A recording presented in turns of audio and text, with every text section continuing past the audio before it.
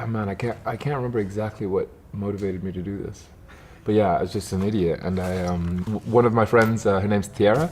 She's like such a wonderful DJ, and she was playing at Bison, which is like on Friday nights maybe, and I used to go in there. I think it was one of the first places I ever went in Tucson when I moved here, because I had no friends and nothing to do, and I walked down the street and I found this place, and I just ended up like having a bunch of beers, and the sandwiches are really good, and so I made friends with a lot of people there.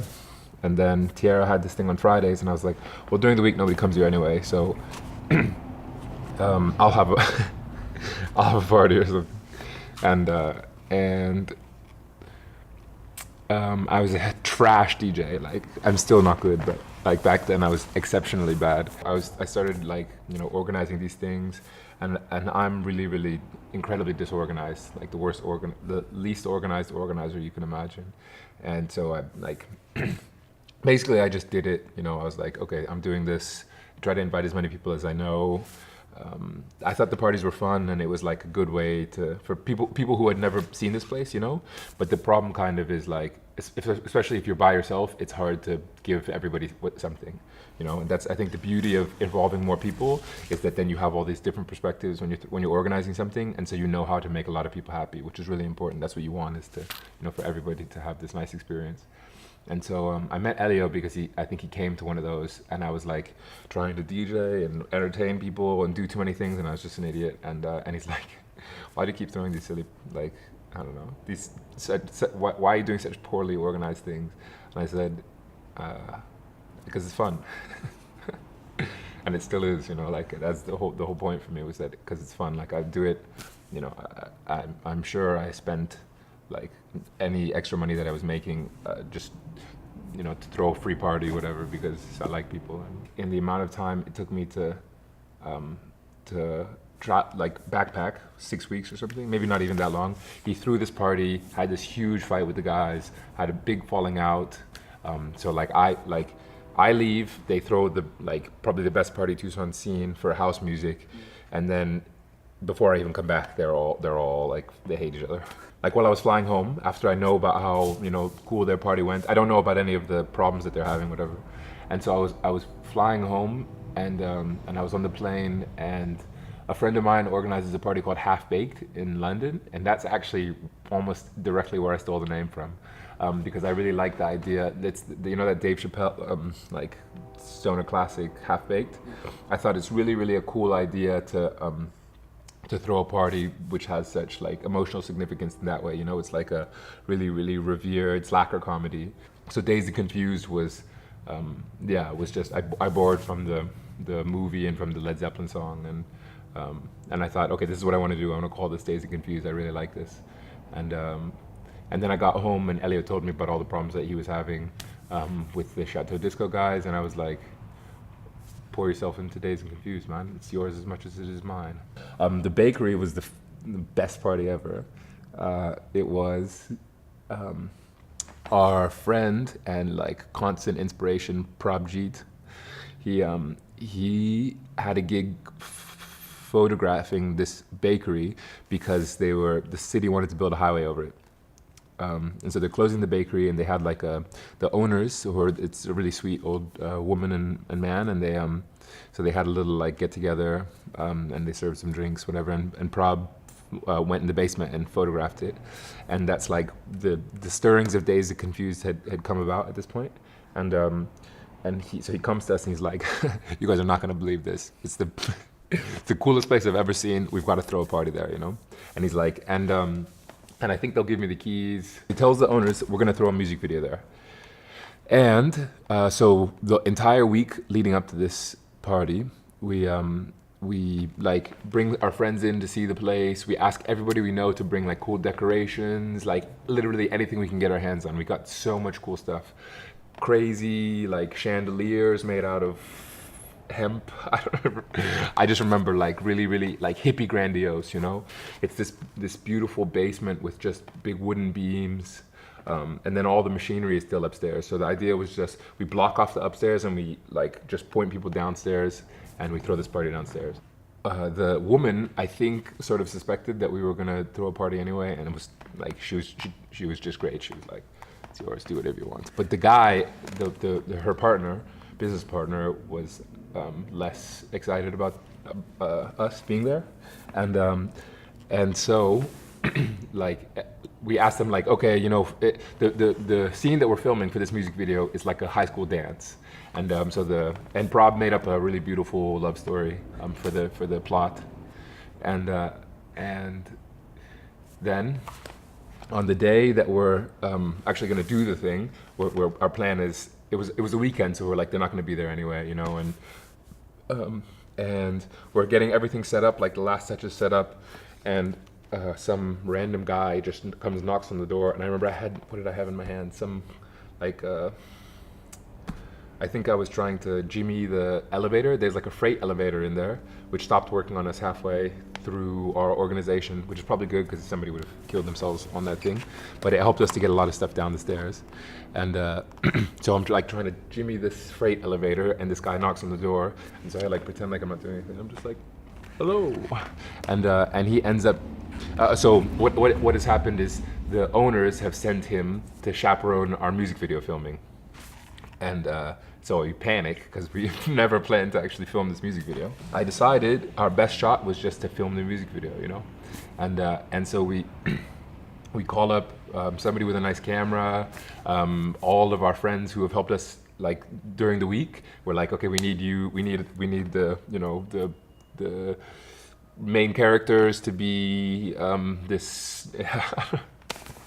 Man, I can't believe that this worked. Our chaperone, he's like just having a laugh. He's actually a really cool guy, and he's telling us about, I don't know, just about, he used to work there, and he lives really close, and that's why they asked him to chaperone us. And we're all drinking and just having a nice time, and I'm just like sort of feeding this guy drinks because I think the drunker he gets, the better it's gonna be, and I think our plan was actually to film the thing and then to pretend like we were going home and then to come back. And so what we did instead is we're filming, and it's like we're downstairs and we have the speakers, we have all this stuff, and our chaperone, he's like, man, I like you guys. You guys are such fun. This is such a cool thing that you're doing, filming this video. He's like, and you have all this stuff set up to like, you know, to have a party here. You may as well just have a party. And I said, really? Like, do you think so? You think we should? And he's like, yeah, man, you guys are awesome. I trust you. You know, I'm drunk. I'm gonna get out of here. You guys I trust you with the place. You know, be good. And so then we, you know, I remember the elation, like sending out this message, like, we're on, it's good. You know, the most legendary warehouse party you've ever been a part of. And all this stuff just came together as a labor of love, you know. Cactus like did the sound, and he had a friend with some like really cool like high-tech gear bring like some reinforcement sound. They put this stuff together, all in the corner of this basement with this really like cool warehousey echo. So it's like part of it feels really just DIY because it was. I think then people realized like that we were, you know, that we were just trying to do something to have fun and to let other people have fun with us. And I think that was really a good like kickstart for Dazed and Confused and everything that Dazed and Confused was. And then the next day we had a party across the street, and so we stayed up all night. Like we basically partied till 7 a.m. or something, 8 a.m. and then just like cross-eyed, we have to move. I decided we have all this amazing decoration from this bakery party, so we took that across the street to Solar Culture and threw another massive rager there the next night, and that was like, we're on, you know. A big part of, I think, like what made our first stuff so big was, or after this, you know, after the bakery party, Elio really helped us to like push Dazed and Confused, especially digitally, like on lots of social media, and we did some like photo shoots, you know, and pushed the photos and things like this, and so in a really organic and interesting way that worked because nobody knew what it was, and people wanted to come check it out, you know. And then we did lots of like really cool artwork for events and stuff like that, and one of Elio's friends over in Italy did all that, and that's traveled enough that I knew, like, you know, the way that we listen to country music here, they listen to funk or to soul or to disco or to music that really much more speaks to me in other parts of the world. And I thought as much I'm putting all this effort in here, but at the end of the day, I feel like I don't really have exactly the same taste as as most people here, and sometimes that can be really exhausting. When you, I don't know. I guess I just felt a little bit isolated in a weird way. I think that it would have been difficult to recreate the just ridiculousness of the bakery, and that was my favorite thing. Was the way that none of it should have happened. Like there were a million reasons why it could have gone wrong, and just through sheer bullshitting, basically, we got it to work, and then it ended up being this incredibly real experience. Like something that all of us shared, and and so I wanted to go and just sort of get a taste for something else. And I think I didn't really want to keep working where I was working. I was making enough money to basically fund Dazed and Confused, but I didn't like the work, and so I wanted to basically, I said I'd rather, instead of making this money and spending my time at work and then just sort of sneaking by on the weekends, I'd rather reverse that and really live an enriching and fulfilling, I don't know, 20s, 25 or however old I was. And so I thought, this is I can stay here and I can pour my energy into this thing, which is mine and makes a huge impact and is, and it's complete. It's completely ours. Anything, the future is ours in Tucson. Or I can go and try to, I don't know. I guess I kind of ran away. So on the weekends after 2 a.m. we're the only thing that's open, and we tried to create an environment that's feels like a home, so you can come and you can just absolutely be yourself. There's no you don't need to dress up, you don't need to try to impress anybody. All that matters is just who you are. And I think the fact that we sort of pioneered that was a really unique Tucson thing. I really wonder. I mean, Tucson has such cool people in it that I think it really could. That's the thing that I miss is having stuck around to see the evolution of of starting something small, and that's a big thing. I mean, knowing that you poured all of everything that you had into something, and that it actually took off to some extent and grew, and 20 years down the line, it will matter. I don't know, probably not, but creating an experience that people don't have that I really valued from traveling, and bringing that back. I think that's that sort of is the nature of house music, and